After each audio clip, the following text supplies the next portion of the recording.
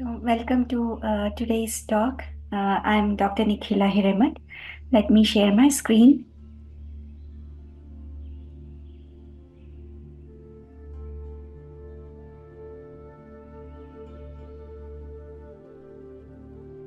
I hope you are able to see my screen.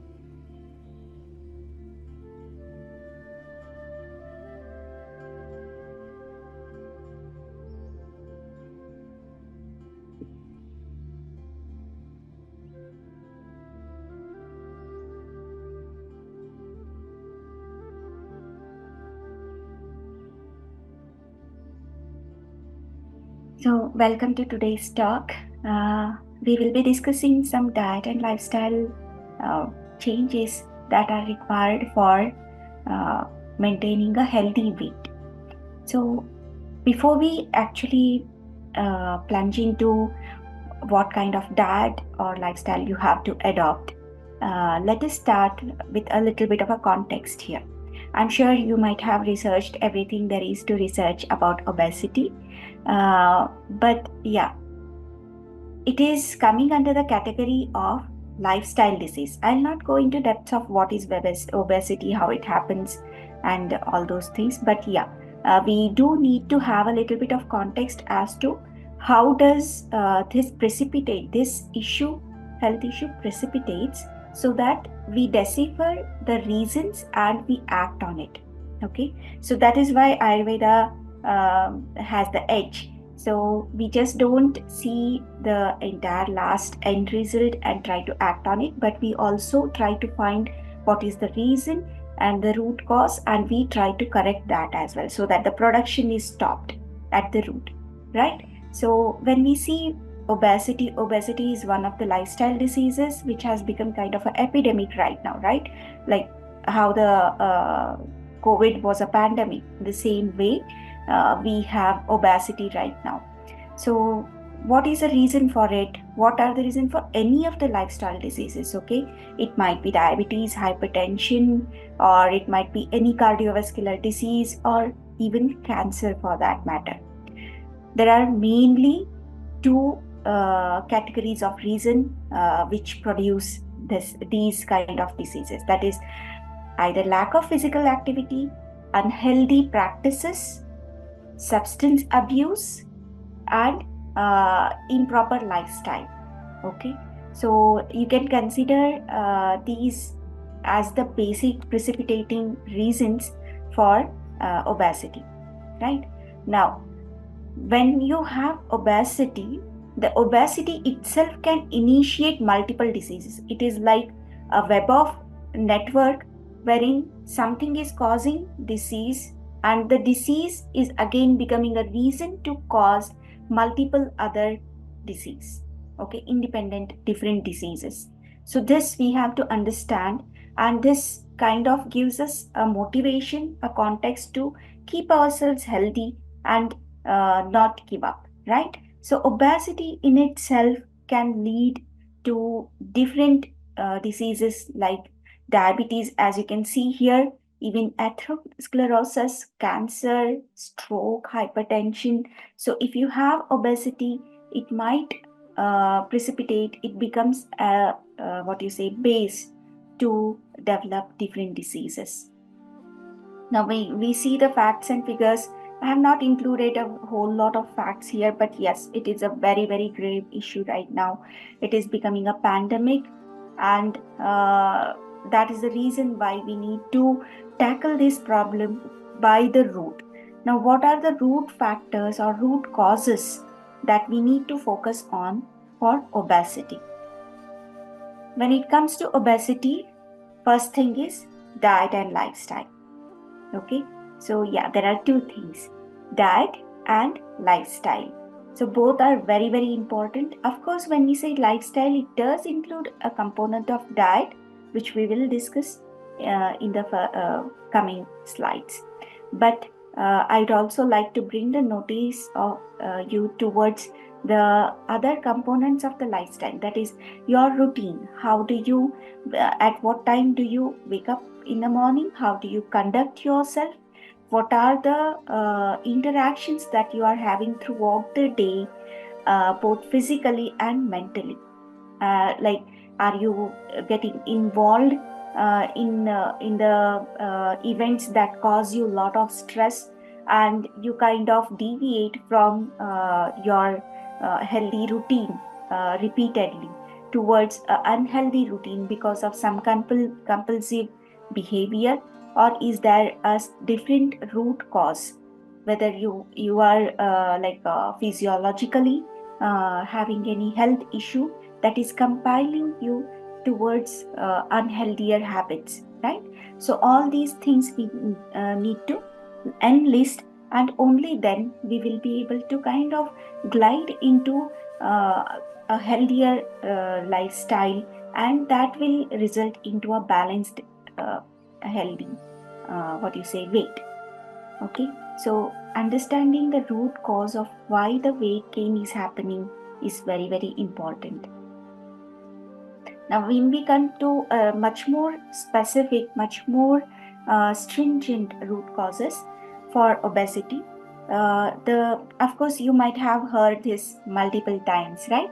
But it doesn't what you say kind of have a proper effect on us unless we hear it multiple times. That is the reason why I'm repeating this. Elevated consumption of energy dense, nutrient poor food. Now, there are a whole lot of category. I'm sure you already know what are these, right? And then low consumption of vegetable and fruit components of your diet, reduced level of physical activity. It might be any kind of physical activity. It doesn't matter that you have to have a certain set of physical activity, right? So you can even indulge in very simple parallel physical activities, like taking stairs instead of lift, or trying to have more engagement in garden with plants, etc., like taking up gardening, or taking up a hobby of active physical involvement, like swimming, etc., maybe dancing. Of course, yoga is there, which has multiple effect on different systems of the body, not just the physical system.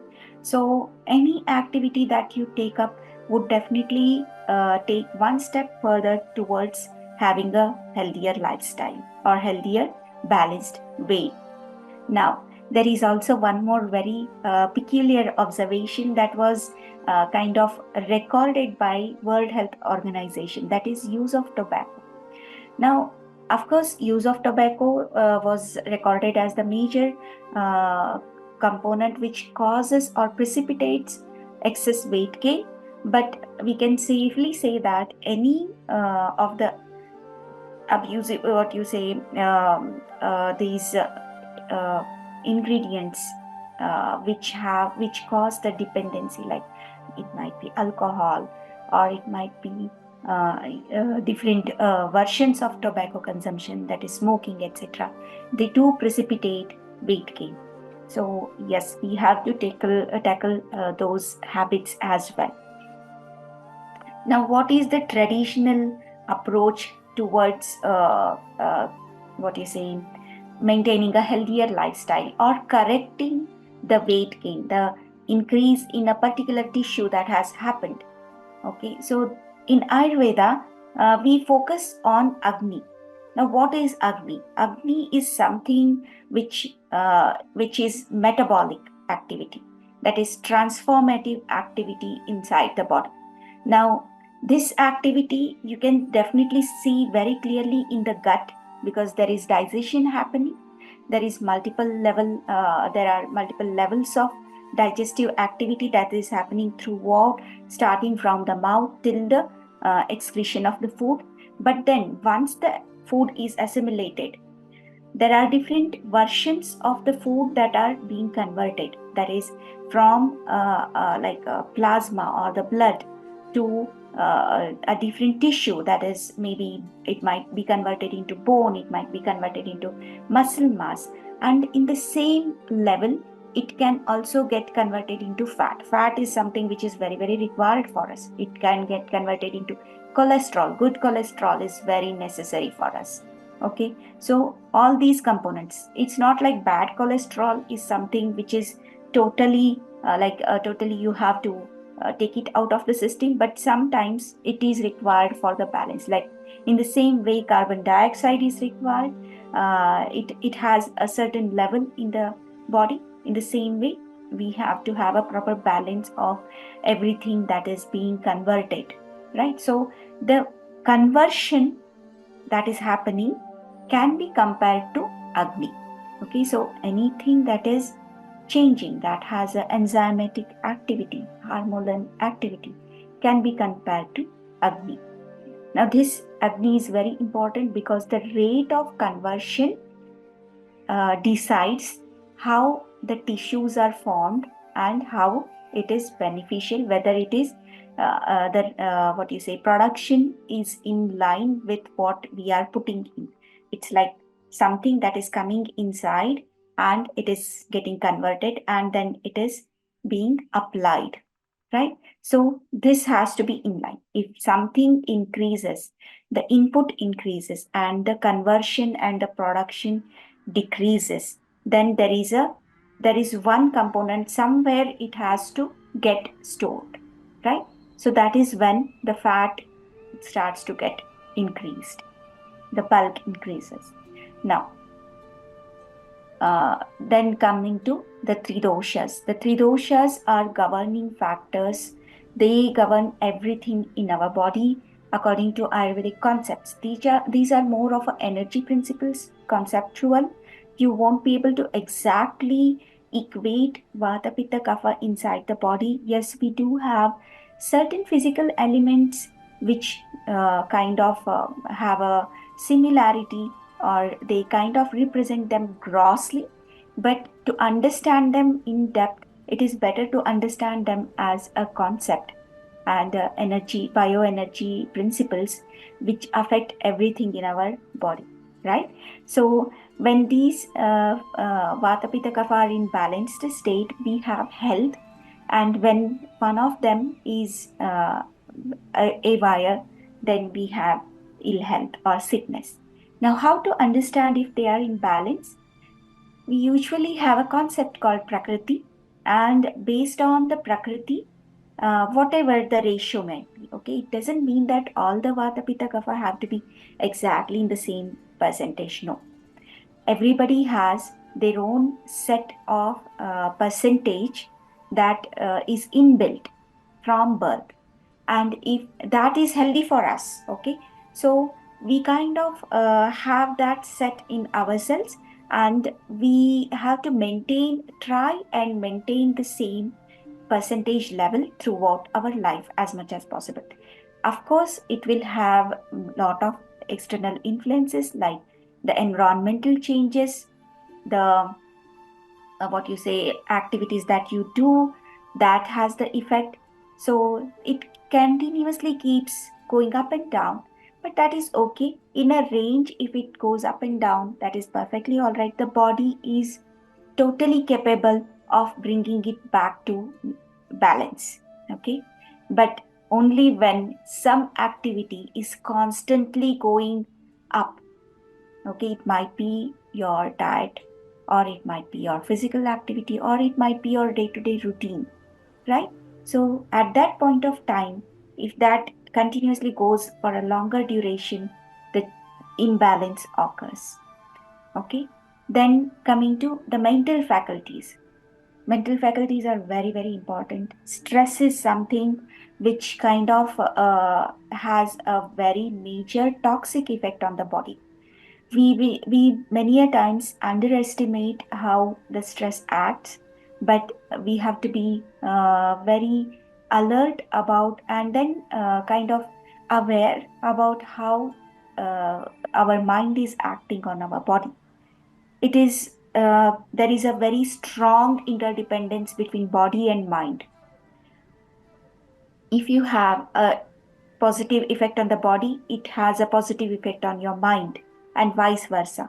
But if you have a negative effect on either of them, they influence each other. So we have to be very careful how we tread with our mind. Okay.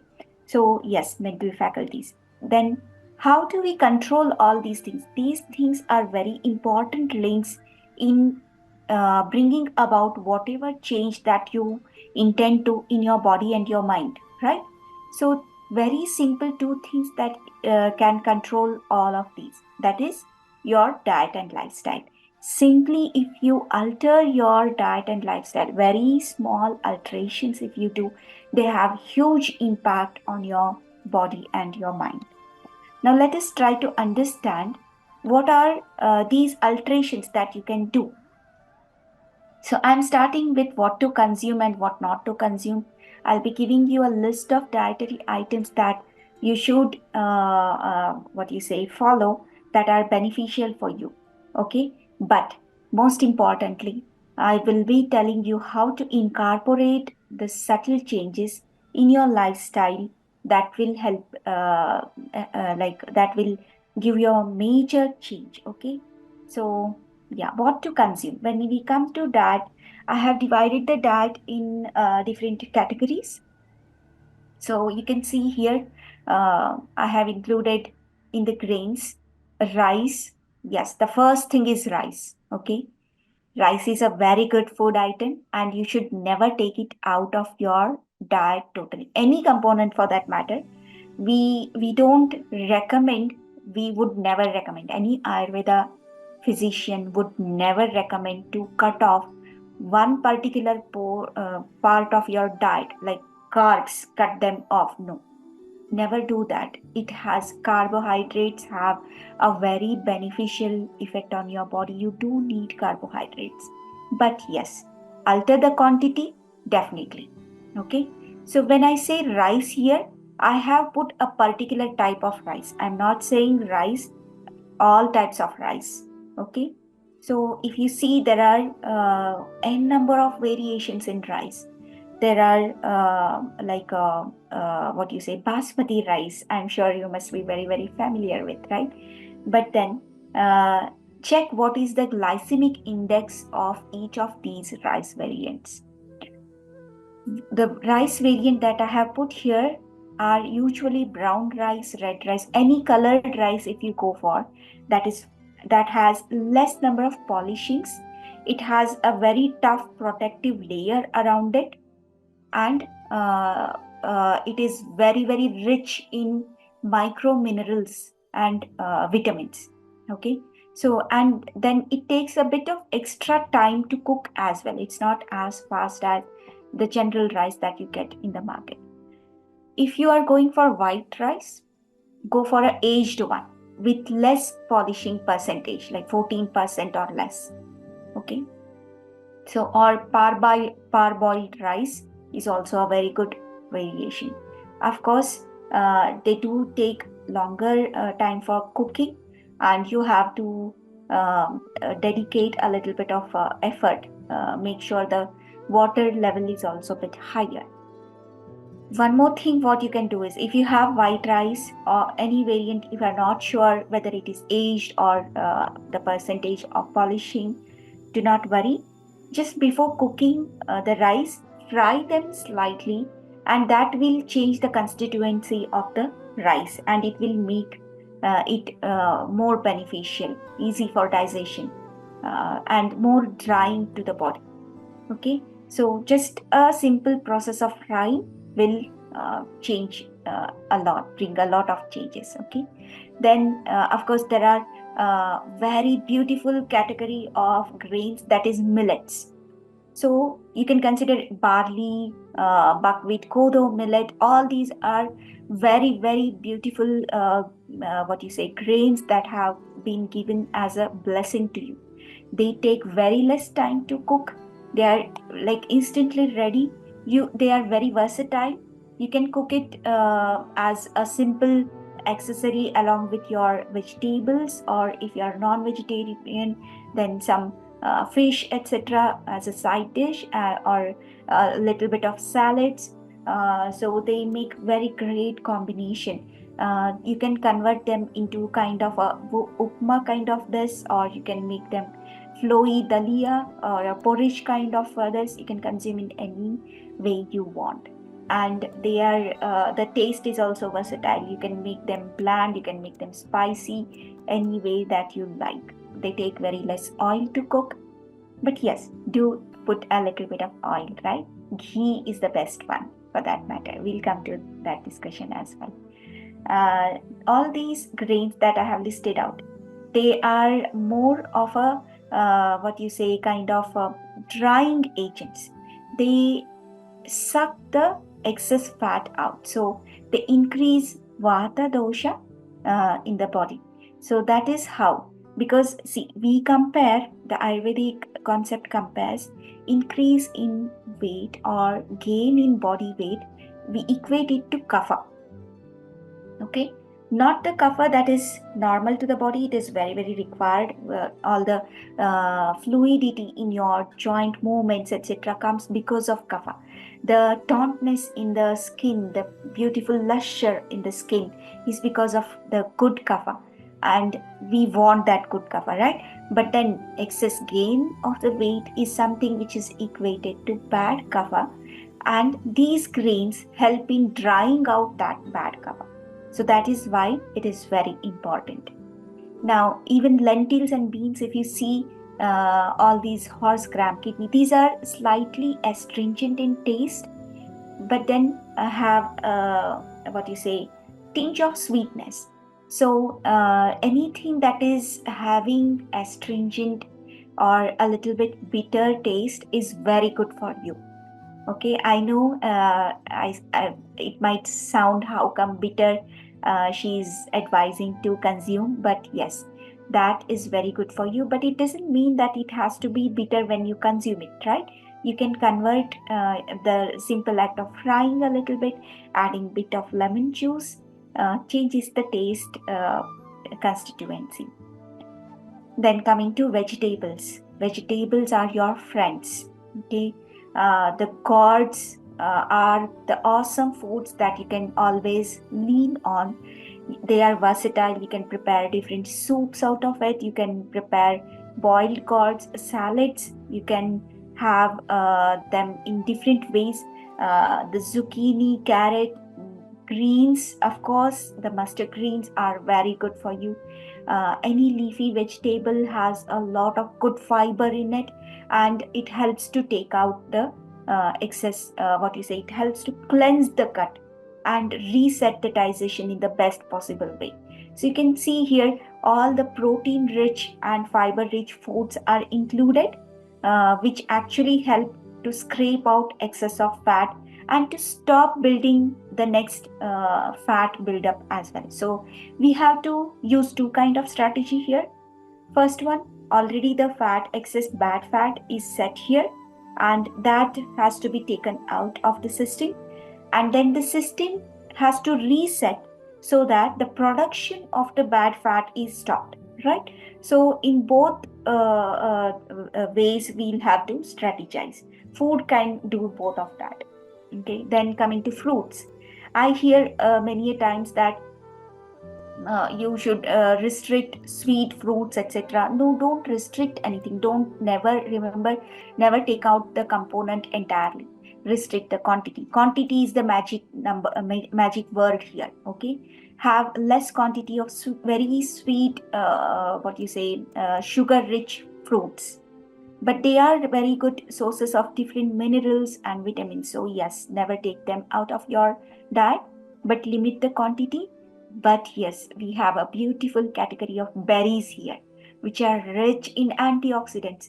All the process of breaking down the fat and the changes that your body is experiencing, it produces a lot of toxins in it, and berries or all these fruits are rich in antioxidants, and they reduce the oxidative process and make sure that your body is reducing weight in a healthy way. It is not causing a side effect that might kind of result into a different kind of disease, right? So that is very important to add a component of fruits in your diet. Fruits give you a lot of hydration as well. They are rich in the natural liquid component, and they keep you hydrated. Your skin doesn't become dull. See, what we see here many a times is when a person starts to lose weight, the skin becomes dry and wrinkly. Okay, and there is a set of dullness. There are like what you say, urges, like craving to have food, etc. So these fruits and berries, etc., take care of that. They maintain the tautness in your skin, etc., by proper hydration. They reduce the craving, they reduce the side effects, the tiredness, and everything is taken tackled by the fruit component of the diet. So make sure that you add fruits in your day-to-day dietary routine as well. Okay, then coming to dairy, what kind of dairy should you go for? If you are going for milk, yes, definitely go for milk, but make sure that it is a skimmed milk. What happens in the skimmed milk is the fat content of it is reduced. Of course, it is still a good source of mineral, but it is not a good source of fat soluble vitamins. Okay, so what do we do here? Now, you take the milk and convert it into a buttermilk. It is pretty easy to convert it into buttermilk. Any part of the world you are in, first take the milk, bring it to around 45 degrees of Celsius of temperature, that is, make it slightly warm, and then if you have curd, to add the curd in it. If you don't have curd, no worries, you put either small scrapings of ginger, the skin of the ginger, or cayenne pepper. Okay, an entire pepper with its this stem, put it in the milk, close it and leave it outside. Do not keep it in the fridge. Okay, or if the temperature is very low, then keep it in a closed environment like an oven, without switching it on, of course, just so that it has a controlled environment overnight.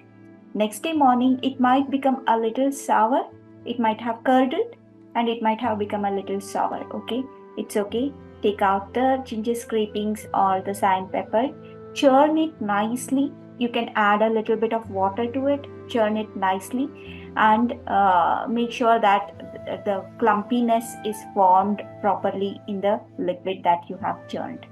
Okay, you can either churn it with the this batter mixer, or you can churn it in your food processor as well. And then you can use it with, it is a tasty drink, it is a most nourishing it has a lot of probiotics, and you can add anything you want for it. Okay, you can add just salt. Try to have the salt, pink Himalayan salt. It is very rich in minerals, and that gives a very intense different kind of flavor. You can add pepper to it, you can add ginger, anything that you want. Okay, and you can drink it as a what you say uh, uh, as a day to day, like 2-3 times a day. You can do buttermilk fasting once in a while, maybe for till evening. You can keep drinking just the buttermilk, different versions of buttermilk. Okay, it is something which is very very unique and has a lot of beneficial effect on the body. Plus it reduces your fat content. Okay, it is cleansing, detoxing, and reducing fat content. Now, the people who are vegan, for them, of course, tofu, soy milk, oat milk, quinoa milk are the better alternatives. You can definitely go for them as well. Then coming to sweeteners, do not take out again this component of your diet totally outside. You can definitely use honey. Honey is one of the best sweeteners that you can utilize in anything and everything that you have. You can mix it with your tea, but make sure that the tea is not very hot. Warm is fine. Honey should never be heated. Okay, try not to heat the honey or put it in food items which are very hot. Warm is okay, slightly warm is fine, cold is best. The best thing is early morning, if you can have a glass of water with honey in it, that will kind of help you reduce weight and detoxify your body in a very fast manner. You can add a dash of lemon as well. Okay, so either lemon or ginger and honey water is the best water that you can have first thing in the morning or repeatedly before meals as well. Okay, then coming to the spices, these are your friends again.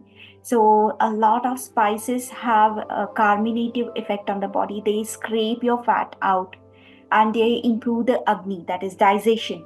Okay, they reset, they help in resetting the digestive system in the best possible way, bringing you back to the balance.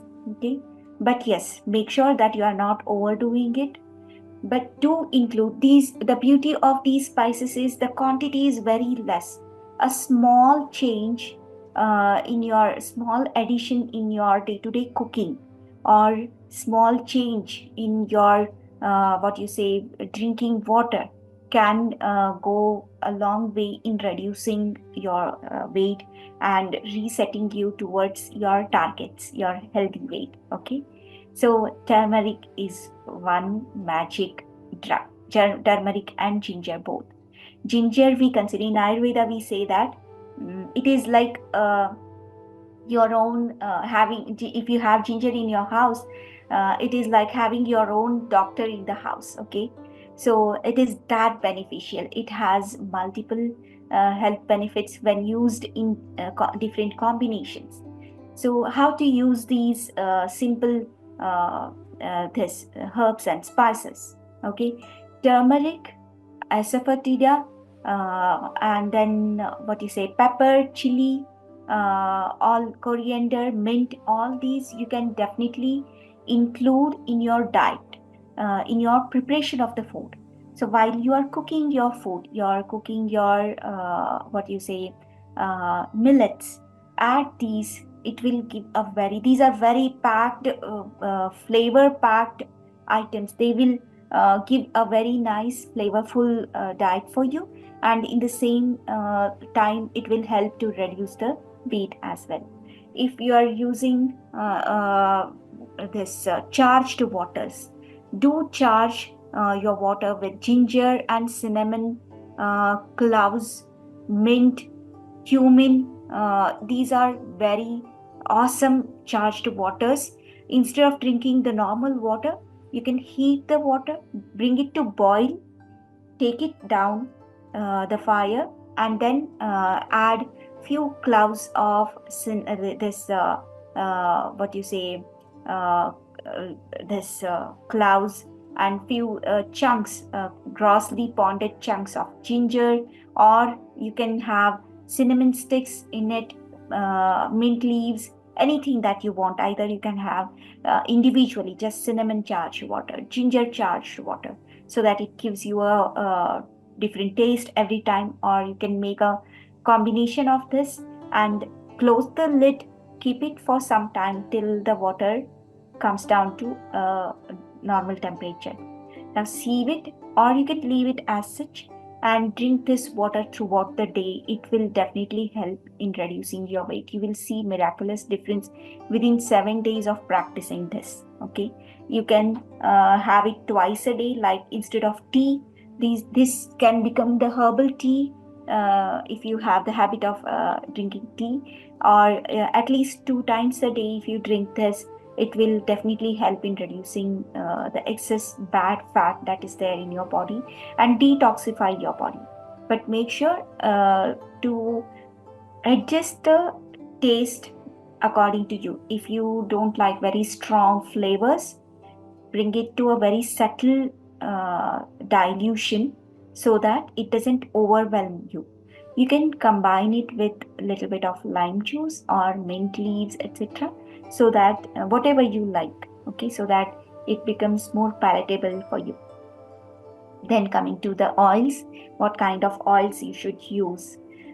I always go with safflower oil. Sunflower oil is also good. Rice bran oil is very good for you. Olive oil, coconut oil is also okay to some extent, but many of you might not be comfortable with coconut oil. Sesame oil is something which is actually very good for you. So, uh, depending on what part of the world you are from, or what kind of oil that you are used to, you can make subtle changes. Safflower oil or sunflower oil doesn't give you very strong flavors, but rice bran, olive, sesame oil do give you a strong change in flavor. So experiment, see which oil you like, and you can stick to it. Then there is one more thing, that is apple cider vinegar. Yes, it is a very strong chara according to Ayurveda. Not everybody should use it, but make sure you consult your doctor before you start using it. Do not check videos on YouTube and use only when your this physician approves usage of apple cider vinegar. Of course, in very less quantities, it's harmless. But if you are using it very regularly in a large quantity, then you have to make sure that you take the permission of your physician. Okay. But in very small quantities, yes, definitely you can dilute it and consume it, or use it in different this way that helps a lot. Now, this is about what to consume. Now, coming to what not to consume. Okay, that's also pretty important, right? Yes, I'm sure you already know a lot of things in this list, but I'm taking you to the basics again. Not the ready to eat. Of course, you might have a whole list of bakery food items, cakes, and what you say, kind of fried items, and then beverages, all these things, yes. But then make sure these particular grains, wheat, of course, there is a myth going on that avoid rice, eat wheat. No. There are certain types of wheat which are good for you. Once in a while, whole wheat is very good, but in general, try to avoid wheat. Wheat is very nourishing, very strengthening, and it also kind of is what you say, it increases the fat content in the body. So I would recommend to avoid newly harvested grains and wheat as much as possible. Lentils, majority of lentils are very good for you. They are good source of protein, fiber, minerals, vitamins. Definitely consume them more compared to the other grains, but except black gram. Black gram is again very nourishing, and it adds bulk to the body, so try to avoid black gram. What are the different food items that we prepare from black gram? Very famous food items, Indian food breakfasts like idlis, dosas, etc. So avoid black gram. Okay. Then in the non-veg, egg, especially the fried ones, deep fried chicken, processed anything that is processed meat, deep fried meat, tuna, which is fried again, uh, then salmon, fried salmon for that matter, not the this.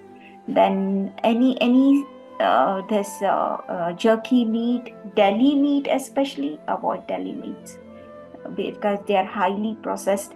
They have a lot of salts in it, and even though they highlight certain parts of it, like they have herbs, they are ready and easy to cook, etc., but then they are highly processed. Remember this, they are added with a lot of salts which are not healthy for you. So try to avoid the processed meat and deli meats as much as possible. In vegetables, potato, I'm placing this one vegetable only here. Others definitely you can try, have as much as possible. Vegetables are a very beautiful category again. Then coming to fruits, less of banana, jackfruit, mango, all these foods which are kind of what you say, rich in sugars. Okay, It doesn't mean that you stop using these items. Less usage of these items is preferred. Okay, once in a while, definitely go for it, but in a less quantity. Dairy, buffalo milk, make sure the fat content, you read the fat content of the milk, how much this is, so that is pretty important. Peanut butter, almond butter, coconut cream, yogurt. Try to avoid yogurt. If you have curd in the form of buttermilk is good for you, but the curd and yogurt are something that you should avoid. Okay. Then coming to sweeteners, jaggery, maple syrup, artificial sweeteners, refined sugar, especially to some extent, jaggery and brown sugar is okay, but try to avoid the other forms of the sugar. These are again packaged processed foods, deep fried foods, etc., jams, concentrated sugary food items. Then yes, refined breads, refined flour breads. So all these things try to avoid as much as possible. You can have millet bread. You can have the what you say alternate versions of them. Those are good for you. Now coming to the lifestyle, what kind of lifestyle that you should adopt, uh, apart from of course doing yoga on a day-to-day basis. You can practice intermittent fasting, but not the intermittent fasting that has 16 hours of gap, etc. No, the Ayurvedic way of intermittent fasting would be at least have like 2 meals a day. Okay, brunch and early supper is the best practice that you can have. Okay, give at least 12 hours at the max of gap, not more than that. But if you are not used to giving such a big gap, have two major meals, brunch and supper, and in between, if you get hungry, have either these one of these beverages or fruits, a bowl of fruits, or a bowl of salad, or anything, any such thing which doesn't disturb the next meal. Okay, so if you place your meals in this way, it will help in breaking down the uh, what you say bad cycle. Okay, you might get hungry in between. Add buttermilk to your diet, add a little bit of rice to your what you say diet. Let it your plate be a balanced plate of meal. Okay, so these are the food items which cause satiety in your brain, so the brain feels that the stomach is full. If you don't add rice to your meal, the brain doesn't feel the satiety. Okay, so some of these things are causing that reaction for the brain to feel satisfied. Then eat light and drink water before meal. Now, drinking water before meal is a very good practice. It kind of ensures that at least a glass of milk, so that much what you say space of your stomach is full. So that reduces the intake quantity. Okay, so always drink water before meal, never after meal. But yes, in between your meals, just to cleanse your tongue, you can have sips of water. That is allowed. So the water is allowed to be had before meal, in between meal, as sips of water, not more. Never after meal. Okay, never drink water after immediately after meal. Wait for at least half an hour before you actually go for drinking water. Okay, then very important, eat only when you are hungry. If you are not hungry, it's okay. Let your hunger cycle reset itself. Do not consume the food. Sometimes we consume food just because we are bored. Okay, so try not to do that. Be mindful of what you are eating, when you are eating, how you are eating. That is very important. If you can get your hands on Garcinia juice, then that is one of the best juices that you can have. It has multiple health benefits. Plus, very important benefit is it reduces the weight. Okay, we do have tablets or supplements of casein, but if you can drink it as a juice, that is more better. Maintain a healthy sleep routine, that is important. Make sure that you are sleeping at right time, at least the main hours of the night, when the melanin production is happening, right? So that is important. The dusk and dawn are important. Then that kind of helps in stabilizing your mind, your mood, etc. Reduces the stress. Establish an exercise routine. I'm sure you are working out, you are doing yoga routines, etc. That is one of the best thing that you can do. Engage in productive and stimulating physical mental challenges. So it is important to challenge your mind, challenge your body, keep doing new things that kind of stimulates stem cells, right? So simple new challenge, etc. It kind of stimulates your good hormones. It produces that reward satisfaction kind of this. So keep learning new things, challenge yourself, good habits, keep the mind sharp, practice invocating pranayamas. This is very important. These pranayamas kind of bring you back to reality, prepare you, make you more courageous in a way, more ready for the to take on the world, and keep you motivated towards your goals and aims. Okay, so yeah, these are some of the practices. Powder massage is something which is very important. If you can practice powder massage, you don't have to have Ayurvedic herbs with you to do the powder massage. You can even use the powder of the pulses. Okay, so green gram, etc. It is lentils you can use. Make them into coarse powder, and you can use that to rub to your body, especially in the bulky parts of your body like abdomen, your upper arms, your thighs, etc., buttocks. You can just before your bath, you can use the dry powder. You can heat the powder a little bit and use it to rub dry, okay, on these parts, and that will kind of help you reduce the subcutaneous fat. Inch loss can be attained. What to avoid? Avoid overeating, snacking, binge eating, eating while watching television. That is very important. When you are consuming your food, make sure you don't have any distractions. You have complete concentration on your food that you are consuming, and that kind of helps engage the mind to see the what you are eating, and that visual effect helps in production of proper enzymatic activity, and it kind of brings about a proper linear digestion method. Okay, so it doesn't kind cause the imbalance, and a proper resetting of digestion is achieved. So it is very important that you don't get distracted and you eat very mindfully. Abstain from drinking water immediately after eating, the same thing what I informed earlier. Desist from eating packaged and heavy to digest food items. This is very important. Try to avoid very heavy food, like very heavy packing your stomach in both way, and heavy to digest food.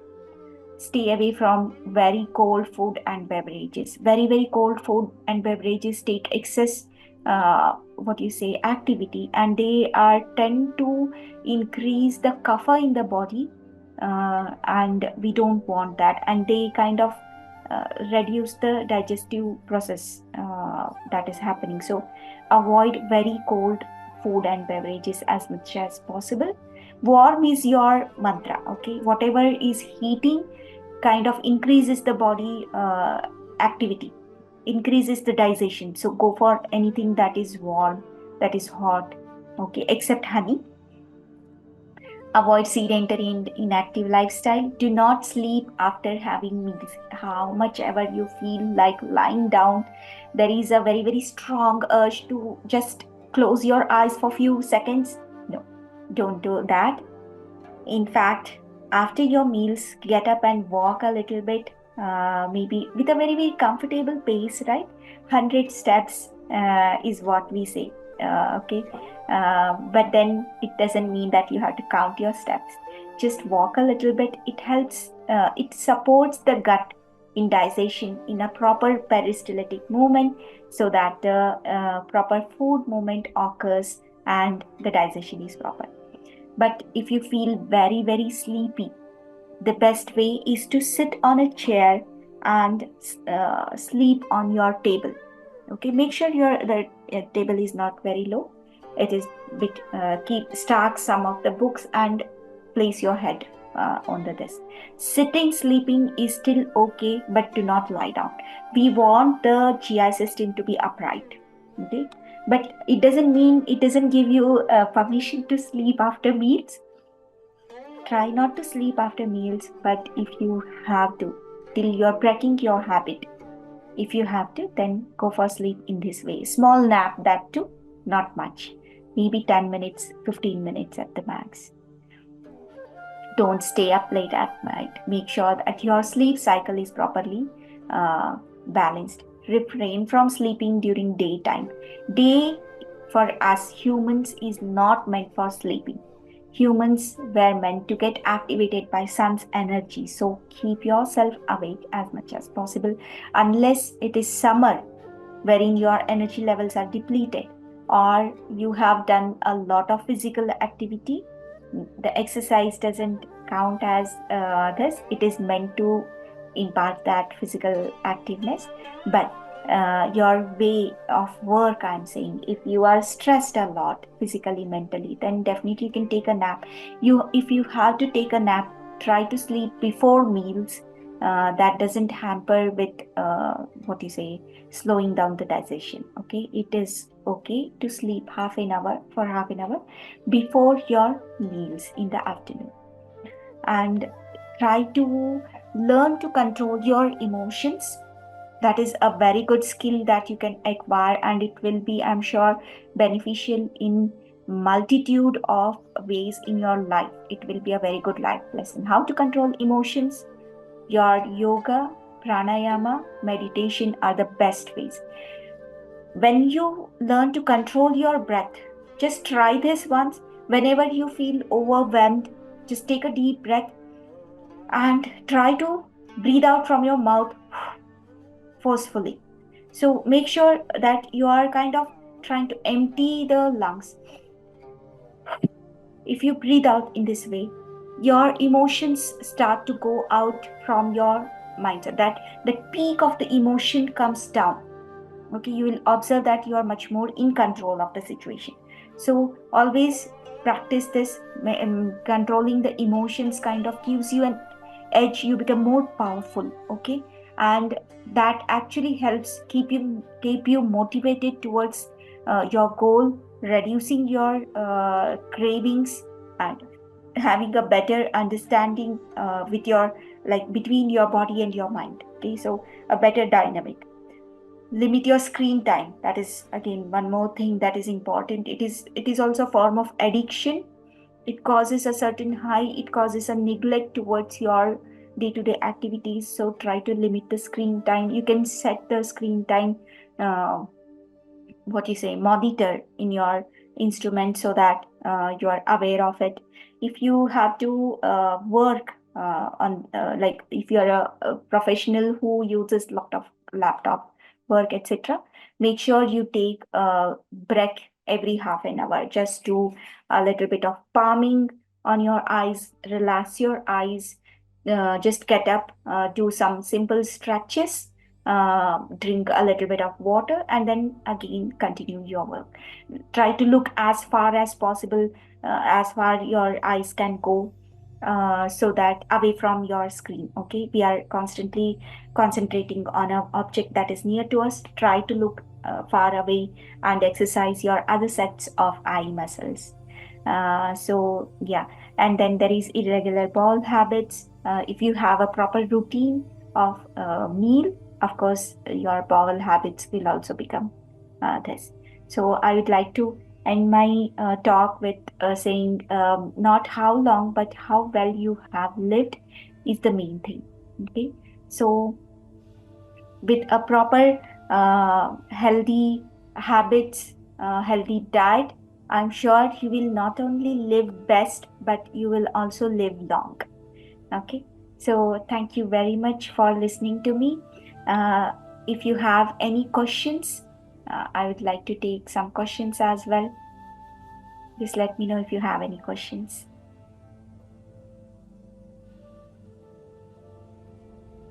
Thank you so much for your time, Dr. Nikhila.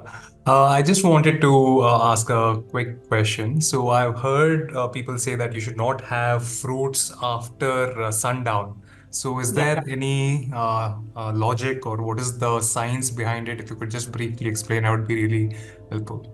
Uh, there is no hard and fast rule after, like, not to have fruits after sundown. But the thing about fruits is they are naturally cooling, and the evening hours and the night are like the nature, the environment is cold, and you might end up catching like increasing the cold potency in the body. Mm-hmm. If you have the tendency towards respiratory issues like cold, cough, etc., try to Mm-hmm. avoid fruits after evening. Mm-hmm. But if you don't, then definitely you can have a fruit in the evening. It doesn't harm you. It All right. depends on what prakriti you are majorly. Mm-hmm. Mm-hmm. All right. Yeah. Thank you so much for your inputs. Welcome. Hi, I have a question. Yeah. So I always heard people suggesting that a spoon of ghee in the empty stomach helps to weight loss. So is that a true thing to do or suggested to do? Because I heard we have to avoid ghee in our foods. Uh, So it's not like totally avoid the ghee. Ghee is very good for improving your digestion. uh, the spoon of ghee, one spoon is 5 ml. That is a very healthy quantity. Definitely you can have it. Everyone should have it, actually, at least minimum quantity of the required oils. Now ghee is one of the best oils that you can definitely go for. If you can get the cow's ghee, the ghee that is more yellow, that is best one. Try not to Mhm. go for the whiter version. And if you can get organic, that is much more better. Now when you have ghee in the morning with warm water first thing in the morning, that helps to cleanse your bowel, and it helps in easy evacuation. That is the reason why it is very good to have. Definitely go ahead with that. uh, but not too much of ghee. And then during the day, along with your diet, definitely you can have 1 spoon of the ghee with your food. That Mhm. also helps in improving the digestion. You can definitely go ahead. But the other forms of ghee, that is the whiter variant one, try to avoid that. Yeah, okay, got it. And also, I've been using a coconut oil since like years, like 2 or 3 years Yeah. now. So far, I is that a reason that I've been putting on the weight, or it doesn't play any role in the diet? No, coconut oil is also good. You don't have to worry about it. You can definitely continue it. It has nearly similar qualities like that of olive oil. So yeah, you can definitely go for using it. But in what way you use the oil, that matters. So if you are using the less quantity, and for seasoning with like hot seasoning, you prepare the proper hot seasoning, then yes, you can definitely go for it. But if you're Mhm. using it the raw oil over the food, try to Mhm. avoid that. Got you. All right. Thank you so much. Welcome.